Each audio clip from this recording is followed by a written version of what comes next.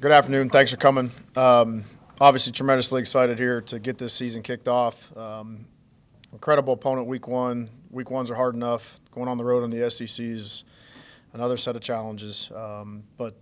Really happy with our team here going through camp and where we're at right now and what we're looking ahead to. So I think this will be a great game for us, a great measuring stick to see where we're at, and a real quality opponent in Kentucky, as I mentioned. You know, Coach Stoops and his staff been together for a long time. They've done it at a high level for a long time.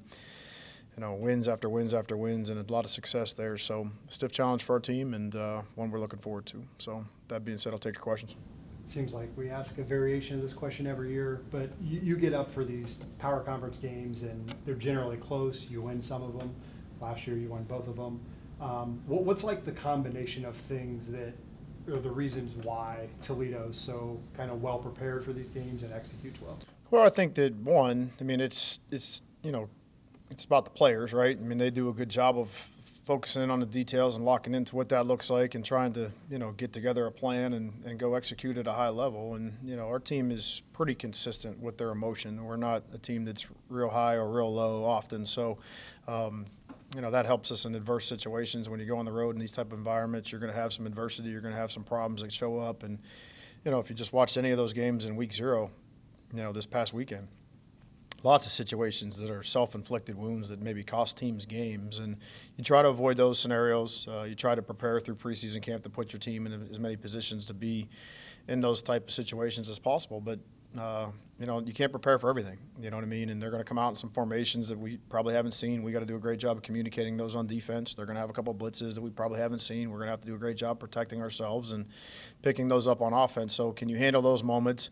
And then back to the point of your question, in those games in this past couple of years, we've handled those moments pretty well. So that usually has a direct impact on the outcome of the game and how well you can handle the adversity. How important, the lines of scrimmage are, it's a cliche, but it's the truth. They're very important in football. The disruption on the defensive line, especially for Toledo in these types of games, how critical is that to make a presence? Well, to win at a high level and to win, against real quality opponents, you're going to be judged based on what you can do in the trenches. And, you have to hold in there, on offense and be able to, block them for the duration of the game. And then on defense, you got to be able to disrupt and create some havoc plays. And, as equally as important as that is on defense, it's also really important to make sure you don't give up the big one by, miscommunication and that kind of thing. In the games that you're probably referencing in the last couple of years, we've had some of those moments where there are those disruptive sacks, there are those turnovers, there are the momentum-changing plays through the course of the game that we've been able to benefit from. You want to eliminate those on offense, and you want to try to create some of those on defense. I assume you don't totally love the hype around Toledo all summer. Bunch of votes in the AP poll. Tucker was included in like a Heisman Trophy thing. How much is there like a kind of blocking that out and like not getting a big head, and also like kind of appreciating that, hey, like people think we're a good program and can win a bunch of games this year? Well, it's the first I've heard about any of that, so I'm glad that people are talking about us in a positive way. But I think that, one, we've worked really hard to create a culture here that expects success. And there's a lot of great players that have come before us. There's a lot of great coaches that have come before us that have kind of laid the blueprint for that. One thing we've benefited here from is having great examples at particular positions on what it was like to carry themselves as pros. Young players were able to see that. Young players were able to feel that in a locker room of like, what is it like to be around this guy each and every day who prepares like he wants to be the best version of himself. We've had a bunch of guys that have gravitated towards those great leaders and turned themselves into really good players. We've had a lot of guys move on. We're sitting here talking about 5 pros that we lost last year, and on a team that in my opinion, in a team that underachieved at times last year, and everybody on the outside says you're going to do all these things. I guess the point of it is the expectation in these walls, in these seats in this room, it remains the same, to be the best version of you each and every day. If we can continue to recruit really talented players, get the most out of them, then we should expect good things. We should be cautiously optimistic on what could be. It doesn't win you any games, and certainly what we were able to accomplish last year, good, bad, or ugly, has no direct impact on what this year is. So this is a week-to-week proposition. Every school in the country is prior to Saturday was undefeated. You know, there's a group of teams right now that are currently undefeated going into week 1 here, and everybody's feeling good. You know, but you got to go play the game. You got to go play well, and we got a tough opponent to go do that against. Jason, you mentioned obviously you can't prepare for everything in a week 1. You don't get preseason games, you don't get scrimmages. So kind of what is kind of the element that you're looking forward to from this team in a week 1 game, knowing you kind of have to adapt on the fly like you mentioned? Well, I'm trying to find out about us, really, honestly. You know, and that's a challenge in week 1, whether you're playing the Green Bay Packers or not. You know what I mean, and whoever else. So you got to figure out throughout the course of camp. You know, you start to mold yourself and build your team into what you think it can be. There's going to be some scenarios in this first game that you feel really good about. And then you're going to watch the tape and you're going to scratch your head and say, man, maybe some of those aren't maybe quite what we thought they were going to be. So it's the first week of the season. It's you know, what do you expect from your team? Stay together. You know, handle the tough moments, handle the adversity when it shows up. Not to self-inflict and not give a good team easy plays and give them things that could change the course of the action for the game. You know, you want to make them earn everything they get.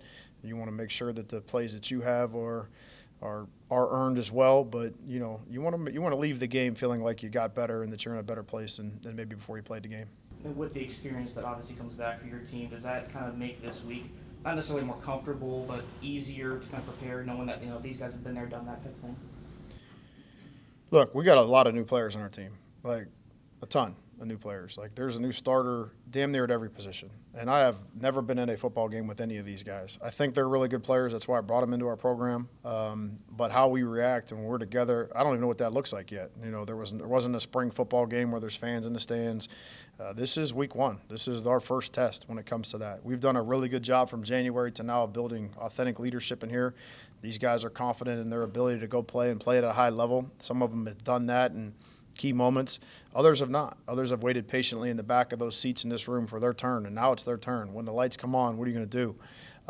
You know, and I think that's the fun part about coaching, because you're going to have a whole new set of problems at Saturday at 5 o'clock that you didn't think you had today after you get that first week's game film. So we have some experienced players, but they're new to our program. Us being together, I'd say we're very inexperienced together when it comes to a game setting. So, you know, I don't want to get ahead of ourselves here. I want to go play and, you know, keep the main thing and play well this week. But with all that newness, I know you guys respect every opponent, but given a big-time SEC opponent instead of maybe a lower-level opponent like some years to open, how does that change how you have to run camp? I mean, is there more live work going in, more physical? I think the rules of college football and the roster movement at all times, I mean, it's created a more edge to camp because your coaches are in a race to find out what they have. And there's really no way to simulate it, you know what I mean? And there's a couple questions that kind of maintain or go back to what I'm talking about here. It's just sometimes you try to find as many ways to be as competitive as you can in competitive drills, and there's other things you can't simulate that you have to find out when the game starts. You try to do the best job you can in preparing, but it's kind of a wait-and-see type of thing. So, but I do think this group has come together consistently. It's steadily improved since we got together back in January, and I credit our senior class for that. I mean, the continuity of what they've been able to do, and they've kind of moved the bar in our confidence in them, and that's maybe – you know, we had really good competitive spring practices. We had, even without a game, we had really good competitive fall practices, and you know, there's talented guys at every position, so it's an iron sharpens iron type of thing. But as far as gameplay goes, there's a lot of unknowns yet. All in all, how did you guys make it out of camp health-wise? I mean, you got your normal things that I think come up, you know, each and every preseason. You know, it's contact sports, so things are going to happen. You know, our depth chart has been moved around and you know, shaken up from time to time. You know, week to week, day to day.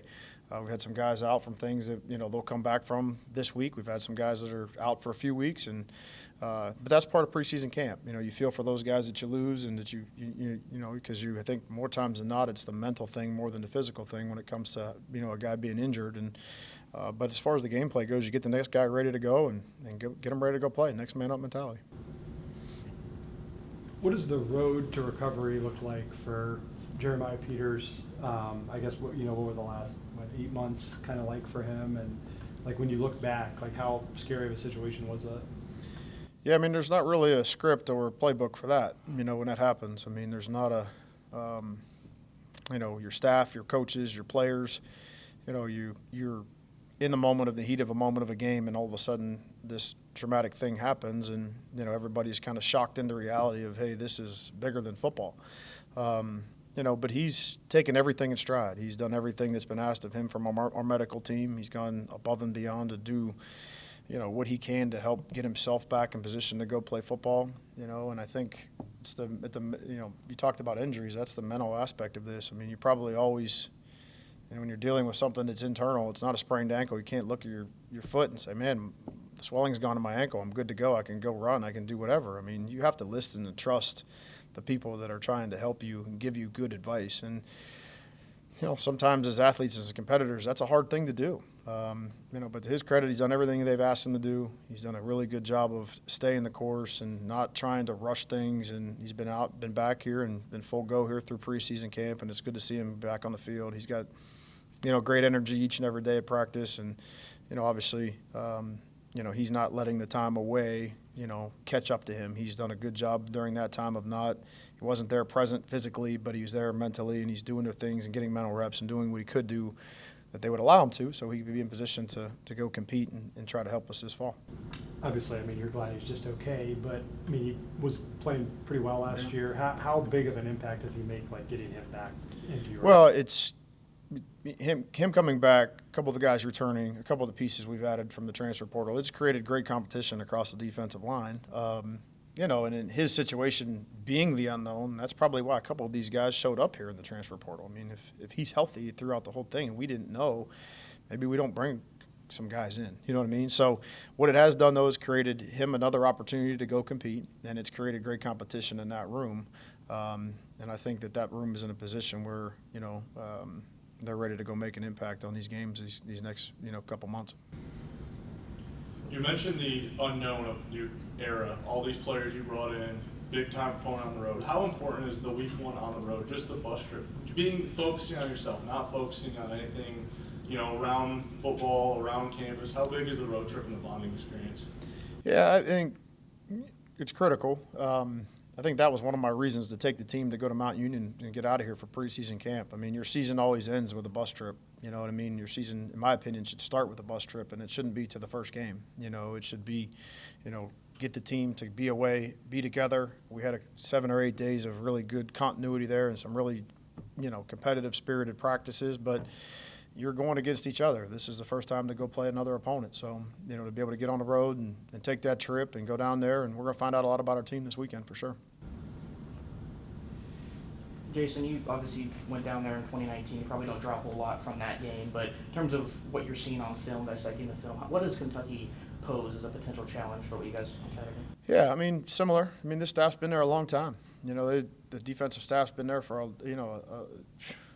seems like forever together, right? There's a lot of defense to go back through the years and go watch. So, physicality, toughness, that has always been at the forefront of any team that Coach Stoops has ever been involved in or coached. And I think that resonates and comes off the tape. They're going to be big and up front. They're going to be long in the secondary. They're what an SEC team looks like. Got great length, great size, and they're going to make you earn everything that you get. We've heard so much about Chip throughout the spring, the summer. What was your moment in the spring that made you think that was really impressive? Well, I think the most impressive thing is he hasn't done anything on the football field yet that has wowed me in the sense of, this is out of my expectation. I think just the human being and the character of what he's showed up to, into this locker room and how he's been since he's gotten here. Sometimes you think what you're going to get when you get a transfer that comes in. I'm really cautious of bringing people in here that I think would disrupt the culture of our team. I think it's disrespectful for the guys in the locker room that have been here for 4 years and have done it the right way. And there'd be a line of players outside of my office looking at me crazy if I brought a guy in here who didn't act right and didn't do the right thing. So you try to do the best job you can through the vetting process before you let somebody come into your organization that way. And I think the most impressive thing is just who he is as a human. He's a day-to-day, he's an everyday guy. He does what he needs to do. He puts his energy in the right places. He's a really diligent learner when it comes to football. He's really serious-minded about what it is, and then he brings a competitive spirit to the practice field. And any great player that's ever come through here, those traits, they're consistent. You know what I mean? Like if you'd say, hey, go back to coaching Kareem Hunt, what's the number one thing? Competitive spirit each and every day, right? Go back to Quinyon Mitchell, competitive spirit each and every day. Go back to Tyson Anderson, competitive spirit, football character. Guy's the same guy every single day. You know, these guys have it. There's a common trait with all these guys that go on and play after here and have been really successful. So now he's got those things. You know, I don't want to put a ton of pressure on him to go in, and doesn't have to be the savior to Toledo football, but you know, we're counting on him to have a great year. I feel like there's a perception maybe from the outside that offensively Toledo is very pass heavy. But when you look at the great offenses since you've been here, really big names at running back and successful running seasons, how important is it to kind of get back to that this season, and how critical does, like, how much does the offense flow off of that run game? Yeah. Well, last year we were pass heavy, and we, you know, that's not who you want to be. You want to be as balanced as you possibly can. You want the running game to set the table for everything else, and if you don't have the ability to do that, it makes it hard for the play caller. Makes it hard to keep the defense balanced and or off balance. It keeps, you know, really, you know, oftentimes you're behind the sticks, and that's just a hard way to live in today's college football. So, you know, there's not a bunch of plays to call on 3rd and 10 or 3rd and 12 that, you know, are going to, you know, produce first downs at a high clip. So you want to make sure you stay ahead of the chains, and it takes a great running game to do that. So the additions in the running back room, the additions in the offensive line room, the additions at tight end, that's all by design to try to get that running game back on course, and that we can, you know, have the success there that we're used to having.